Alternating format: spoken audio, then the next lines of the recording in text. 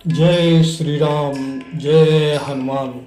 श्री रामचरितमानस सुंदरकांड का आज हम भाग 6 में हनुमान जी अभी लंका जलाकर वापस श्री राम प्रभु जी के पास पहुंच चुके हैं। अब आगे की कथा हम भाग 6 में सुनते हैं। अब विलम्ब कहीं कारण की जय, तुरत कपिन कहुआय सुदीजय। कौतुक देखी सुमन बहु बरसी, अनब ते भवन चले सुरहर्षि। अब विलंब किस कारण किया जाए, वानरों को तुरंत आज्ञा दो। भगवान की यह लीला रावण वध की तैयारी देखकर बहुत से फूल बरसाकर और हर्षित होकर देवता आकाश से अपने अपने लोक को चले गए। कवन सो काज कठिन जग माही, जो नहीं हो तात तुम पाही। कपिपति बेग बुलाए आए जूथ जूथ, अनाना वरण अतुल बल बानर भाल बारूद। बानर राज सुग्रीव ने शीघ्र ही बानरों को बुलाया। सेनापतियों के समूह आ गए। बानर भालुओं के झुंड अनेक रंगों के हैं और उनमें अतुलनीय बल है। प्रभु पद पंकज नावहि सीसा, अगर जहि भालु महाबल कीसा। देखी राम सकल कपि सेना, अचित कृपा कर राजीव नयना। वे प्रभु के चरण कमलों में सिर नवाते हैं। महान बलवान रीछ और बानर गरज रहे हैं। श्री राम जी ने बानरों की सारी सेना देखी, तब कमल नेत्रों से कृपा पूर्वक उनकी ओर दृष्टि डाली। राम कृपा बल पाए कपिंदा, अभय पक्ष जूत मनहु गिरिंदा। हरसि राम तब कीन पयागा, असगुन भय सुंदर शुभ नाना। राम कृपा का बल पाकर श्रेष्ठ बानर मानो पंख वाले बड़े पर्वत हो गए। तब श्री राम जी ने हर्षित होकर प्रस्थान कूच किया। अनेक सुंदर और शुभ शकुन हुए। जासु सकल मंगलमय कीर्ति, तासु पयान सगुन यह नीति। प्रभु पयान जाना भय देहि, न फरक बाम अंग जानू कही देहि। जिनकी कीर्ति सब मंगलों से पूर्ण है, उनके प्रस्थान के लिए समय शकुन होना यह नीति है, लीला की मर्यादा है। प्रभु का प्रस्थान जानकी जी ने भी जान लिया। उनके बाएं अंग फड़क फड़क कर मानो कह देते थे कि श्री राम आ रहे हैं। जोई जोई सगुन जान की होई, असगुन भयो रावण ही सोई। चला कटुक सोवर ने पारा, अगर जहि वानर भालू अपारा। अर्थात जानकी जी को जो जो शकुन होते थे वही वही रावण के लिए अपशकुन हुए। सेना चली, उसका वर्णन कौन कर सकता है। असंख्य वानर और भालू गर्जना कर रहे हैं और नख आयुध गिर पादप धारी, चले गगन मही इच्छाचारी। कही नाद भालु कपि करही, अडग मगाही दिग्गज चिकरही। अर्थात नख ही जिनके शस्त्र हैं, वे इच्छा अनुसार सर्वत्र बेरोक चलने वाले रीछ बानर पर्वतों और वृक्षों को धारण किए। कोई आकाश मार्ग से और कोई पृथ्वी पर चले जा रहे हैं। वे सिंह के समान गर्जना कर रहे हैं। उनके चलने और गर्जन से दिशाओं की हाथी विचलित होकर चिघाड़ रहे हैं। तो छंद है। चिक्कारहि दिग्गज ढोल मही, गिरी लोल सागर खरवरे। मन हरस सब गंधर्व सुर मुनि नाग किन्नर दुख टरे।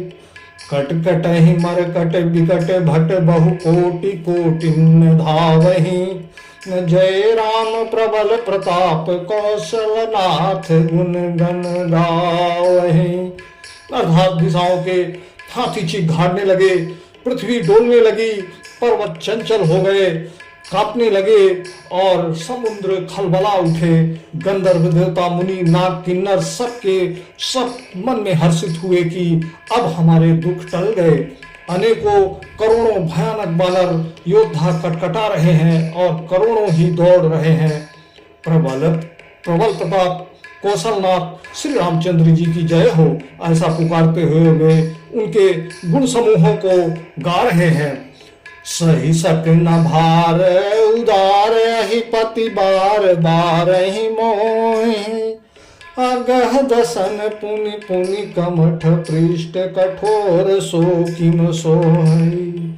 रघुवीर रुचिर प्राण स्थित जानि परम सुहावनी, अजानु कमठ खर पर सर्पराज सो लिखित अविचल पावनी।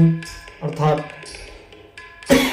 उदार परम श्रेष्ठ एवं महान सर्पराज शेष जी भी सेना का बोझ नहीं कह सकते हैं, नहीं सह सकते हैं। वे बार बार मोहित हो जाते हैं, घबरा जाते हैं और पुनः पुनः कच्छप की कठोर पीठ को दांतों से पकड़ते हैं। ऐसा करते अर्थात बार बार दांतों को गड़गड़ाकर कच्छप की पीठ पर लकीर सी खींचते हुए वे कैसे शोभा दे रहे हैं, मानो श्री रामचंद्र जी की सुंदर प्रस्थान यात्रा को परम सुहावनी जानकर उसकी अचल पवित्र कथा को सर्पराज शेष जी कच्छप की पीठ पर लिख रहे हो। पवन सकाज कठिन जग माही, जो नहीं हो तात तुम पाही।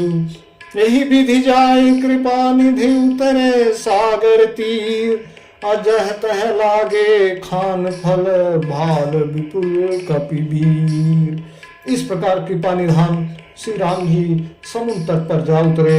अनेकों रीछ वानर वीर जहां तहां फल खाने लगे। वहां निशाचर रहे सशंका, जब ते जारी गयो कपिलंका। निज निज गृह सब करहि विचारा, नहीं निश्चर कुल केर उबारा। वहां लंका में जब से हनुमान जी लंका को जलाकर गए हैं तब से राक्षस भयभीत रहने लगे। अपने अपने घरों में सब विचार करते हैं कि अब राक्षस कुल की रक्षा का कोई उपाय नहीं है। जासु दूत बल बरनि न जाई, तेहि आए पुर कवन भलाई। दूत ही सन सुनि पुर जन वाणी, मंदोदरी अधिक अकुलानी। जिसके दूत का बल वर्णन नहीं किया जा सकता, उसके स्वयं नगर में आने पर कौन भलाई है। हम लोगों की बड़ी बुरी दशा होगी। दूतियों से नगर निवासियों के वचन सुनकर मंदोदरी बहुत ही व्याकुल हो गई। रहस्य जोरी कर पति पग लागी, बोली बचन नीत रस पागी। कंत करस हरिसन पर अमोर कहा अति हित ही धरयु। वह एकांत में हाथ जोड़कर पति रावण के चरणों में जा लगे और नीत सर में पगी हुई बाड़ी बोली, हे प्रीतम, श्री हरि से विरोध करना छोड़ दीजिए। मेरे कहने को अत्यंत ही हितकर जानकर हृदय में धारण कीजिए। समुझत जासु दूत कह करनी, अश्वहेश गर्भ रजनी चर घरनी। तासु नारी निज सचिव बुलाई, अपठवहु कंत जो चह भलाई। जिनके दूत की करनी का विचार करते ही, स्मरण आते ही राक्षसों की स्त्रियों के गर्भ गिर जाते हैं। हे प्यारे स्वामी, यदि भला चाहते हैं तो अपने मंत्री को बुलाकर उसके साथ उनकी स्त्री को भेज दीजिए। तब कुल कमल विपिन दुखदाई, सीता सीत निशा सम आई।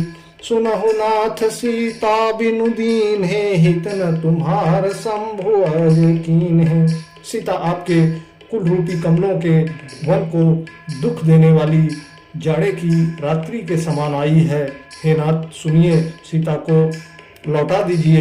बिना शंभु और बाहन के किए भी आपका भला नहीं हो सकता है। कवन सु काज कठिन जग माही, जो नहीं होय तात तुम पाही। राम बाने ही गन सरिस निकर निसाचर ढेक, जब लागी ग्रसत न तब लागी जतुन करहु तज टेक। श्री राम जी के बाण सर्पों के समूह के समान है और राक्षसों के समूह मेढक के समान।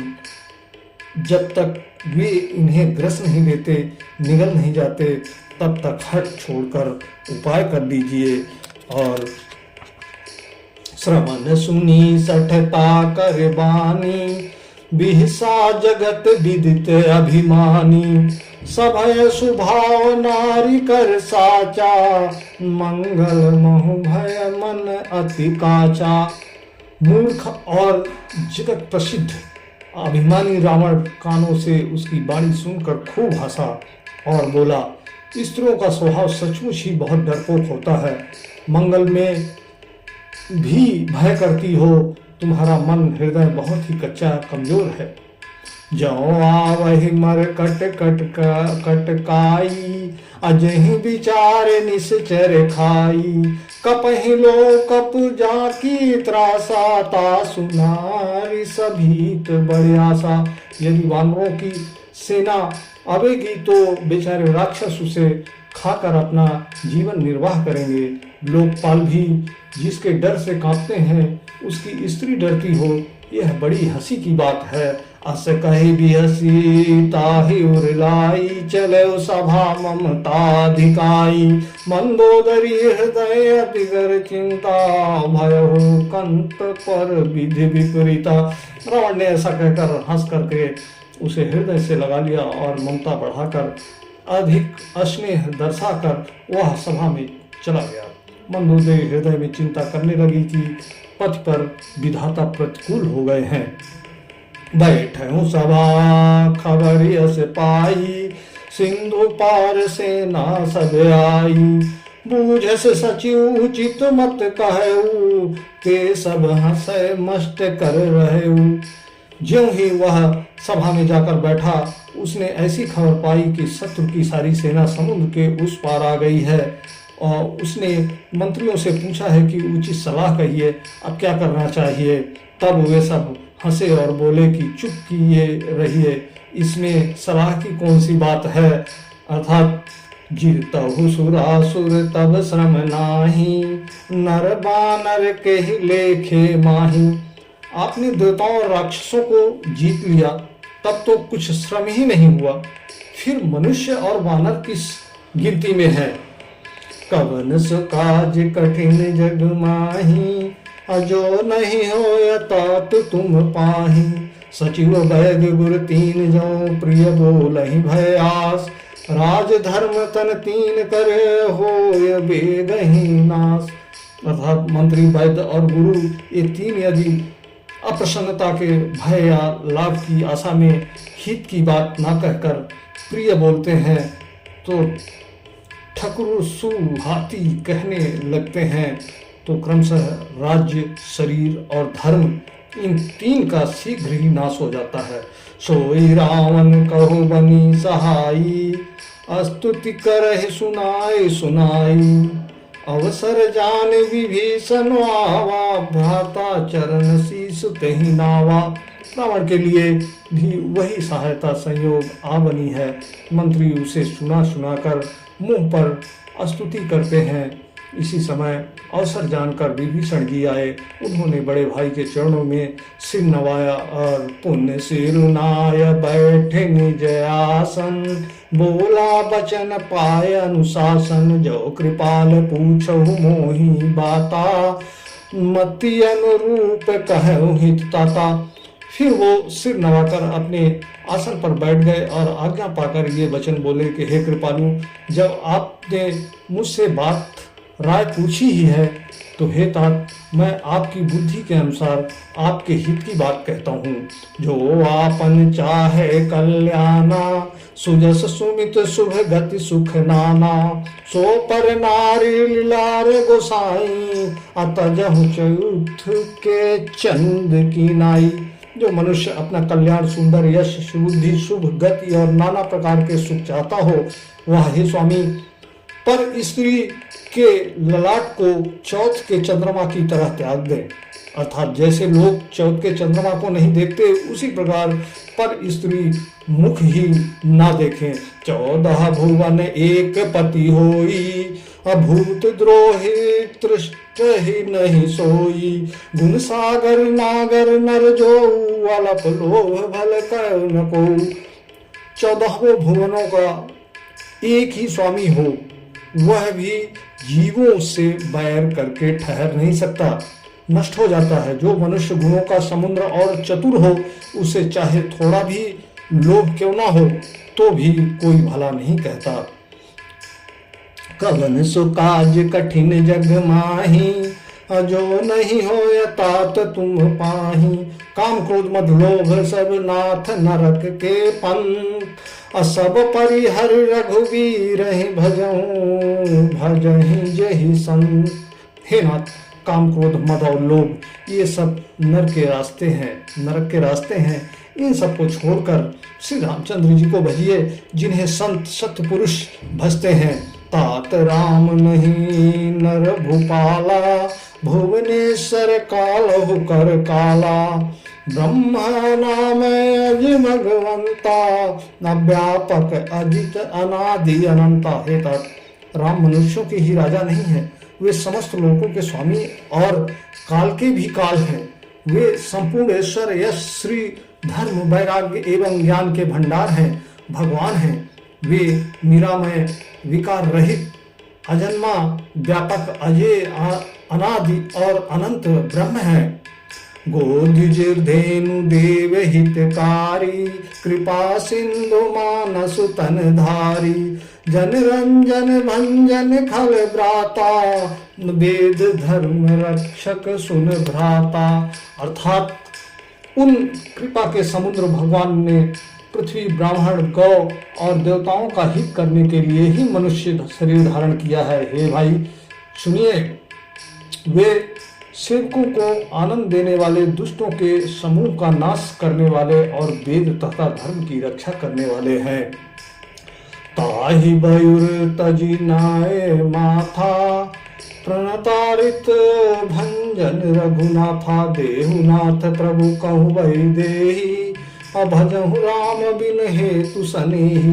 भर त्याग कर उन्हें मस्तक नवाइए, वे श्री रघुनाथ जी शरणागत का दुख नाश करने वाले हैं।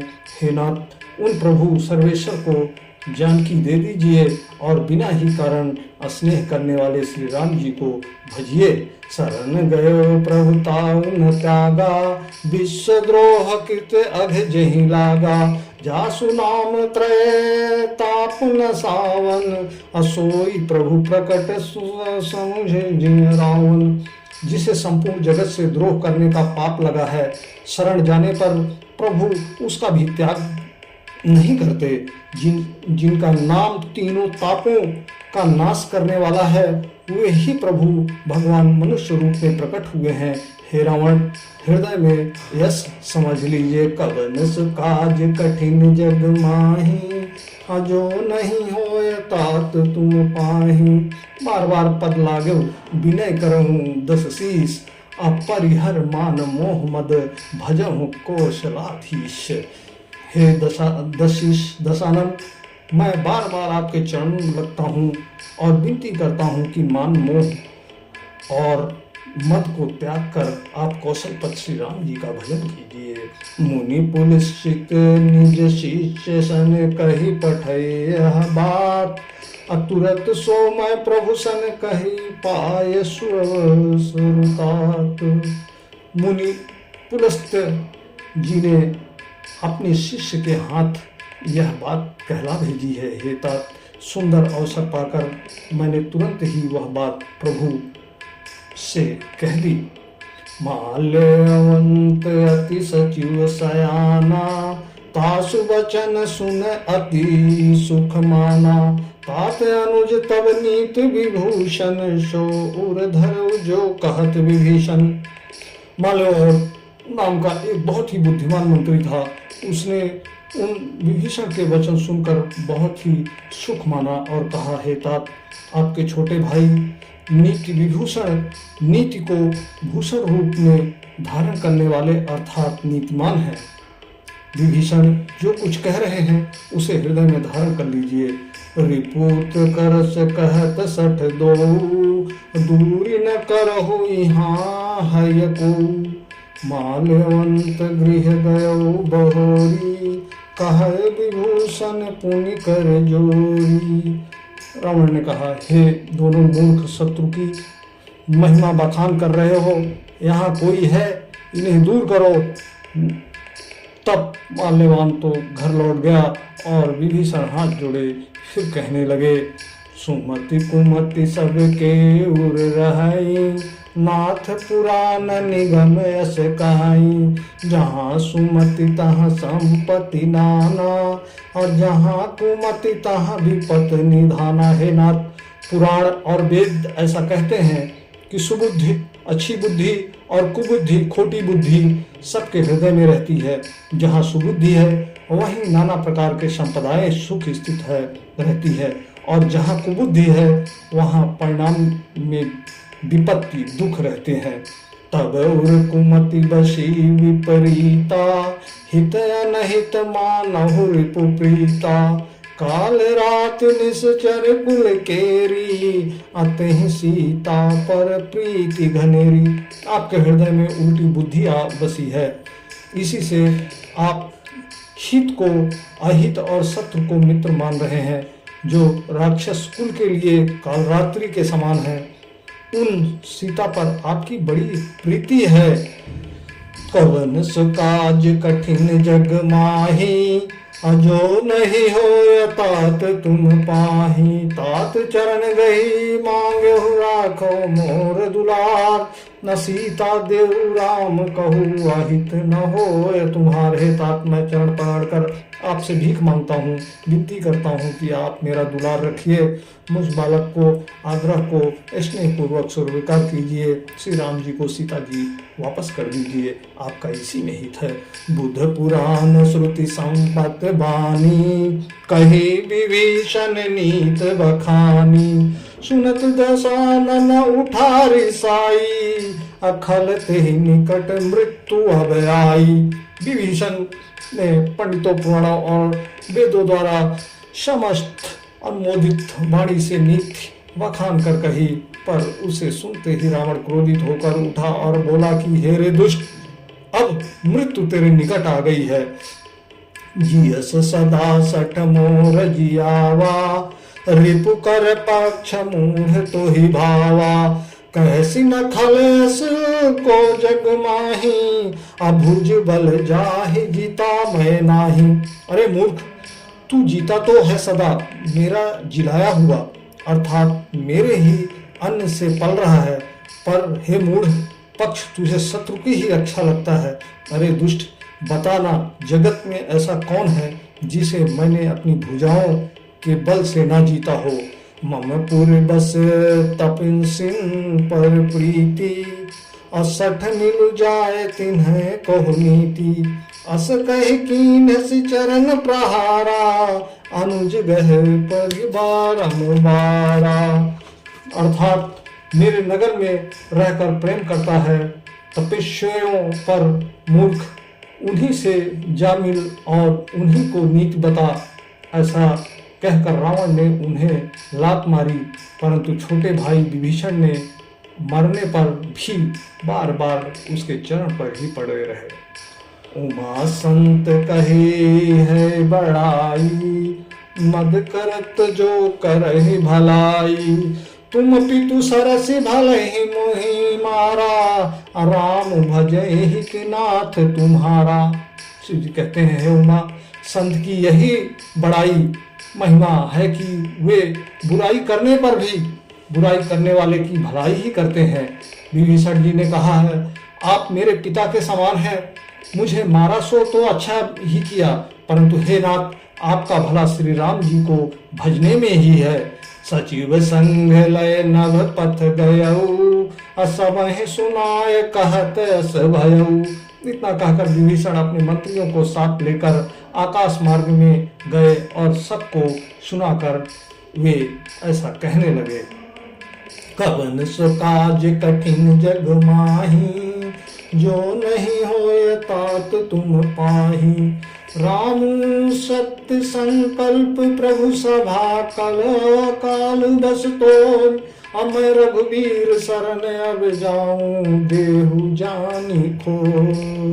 श्री राम जी सत्य संकल्प एवं सर्व समर्थ प्रभु हैं और हे रावण तुम्हारी सभा काल के बस में है, अतः मैं अब श्री रघुवीर के शरण जाता हूँ, मुझे दोष न देना।